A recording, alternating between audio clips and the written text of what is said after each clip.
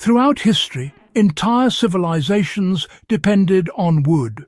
Ships, granaries, mills, fortifications, tools, weapons, and homes.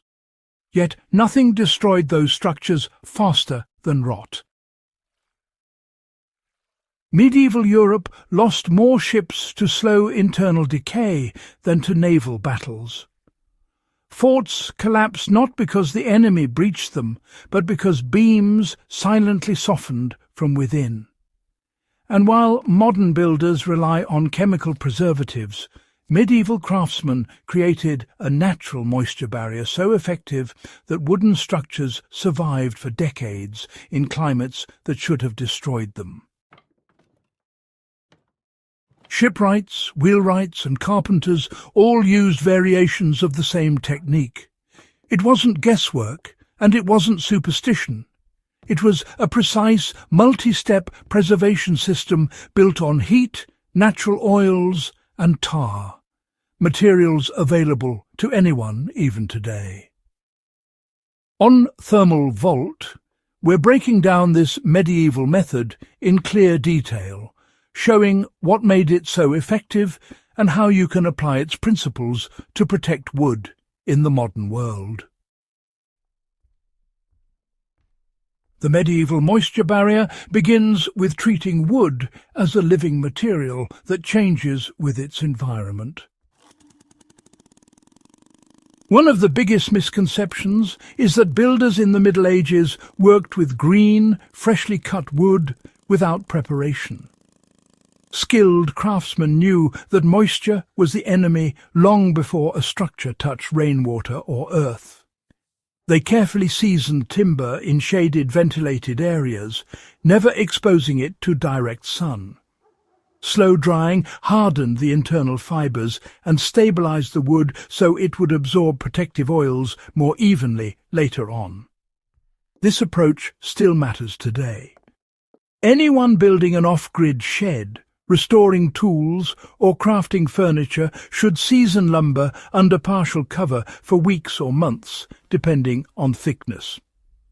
Rushing this step leads to checking, warping and weakened fibres that rot far more easily, no matter how well the surface is sealed afterward. The first major step of protection is the infusion of oil deep into the grain using heat and repetition. Medieval builders favoured linseed oil because it doesn't just coat wood, it polymerizes inside it. They heated planks with embers or warmed stones until the wood pores expanded. Then they brushed on hot linseed oil, which sank deeper than room temperature oil ever could. As the wood cooled, it tightened around the oil, locking it inside. This process was repeated multiple times until the grain was saturated. When medieval shipwrights reached this stage, the planks behaved less like raw timber and more like hardened, moisture-resistant composites. A practical way to replicate this today is simple. Warm the wood with a heat gun or gentle flame, apply hot linseed oil, give it time to absorb, and repeat. Even 2 or 3 cycles dramatically improve water resistance. A carpenter protecting outdoor joinery or a gardener preserving raised bed frames can use this method with remarkable results.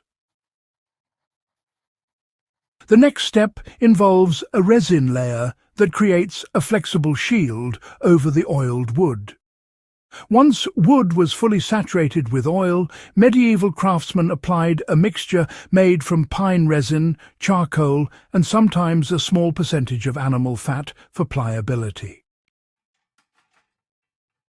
This resin layer was heated until it became a thick liquid, and then, brushed or rubbed onto the surface. As it cured, it bonded with the oiled wood and formed a semi-elastic protective layer that resisted cracking. This mattered because wood naturally expands and contracts with humidity. A rigid coating would break apart, but a resin layer flexed with the timber, sealing it even under stress.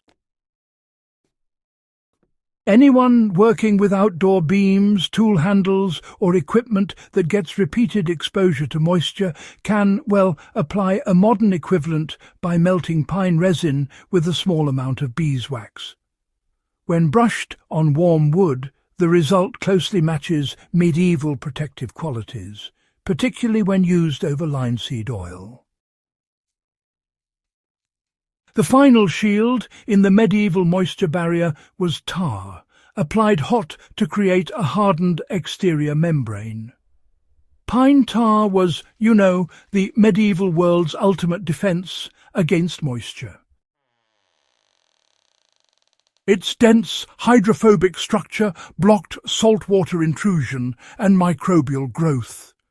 Shipbuilders boiled tar until it thinned, then applied it while still hot, so it merged with the resin layer beneath.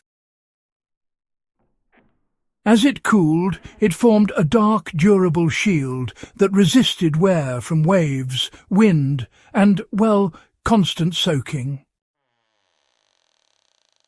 This finishing layer prevented water from ever reaching the internal fibres of the wood.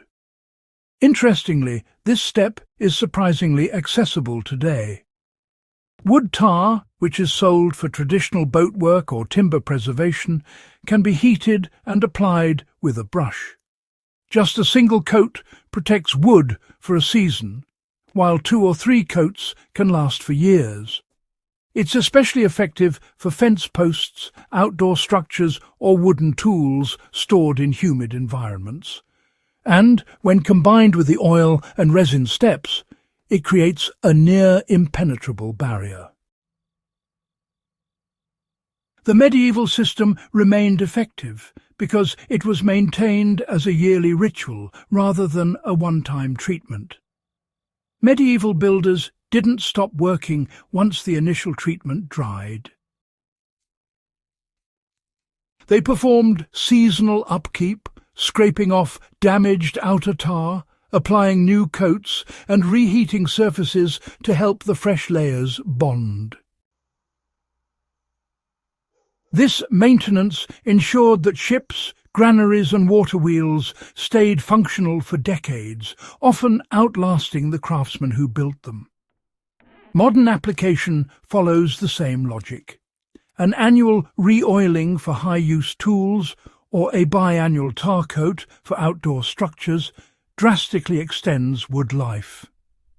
Even a single yearly inspection prevents moisture intrusion long before rot begins. The medieval moisture barrier proves that effective preservation is a system, not a single product. The genius of this ancient method lies in its sequence. Oil fortified the internal fibres. Resin built a flexible shield. And then tar created a hardened outer armour.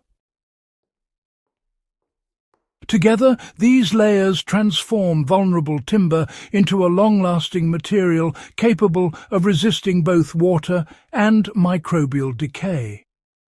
The system worked because it respected the biology of wood and, the realities of harsh environments. Today, these principles offer a powerful alternative for anyone who wants natural preservation methods, whether for reenactment shipbuilding, historical woodworking, or, survivalist construction far from modern supplies. For more deep dives into forgotten engineering preservation methods and ancient technology that still outperforms modern shortcuts, subscribe to Thermal Vault and share this video. Every share helps uncover another layer of lost knowledge waiting to be revived.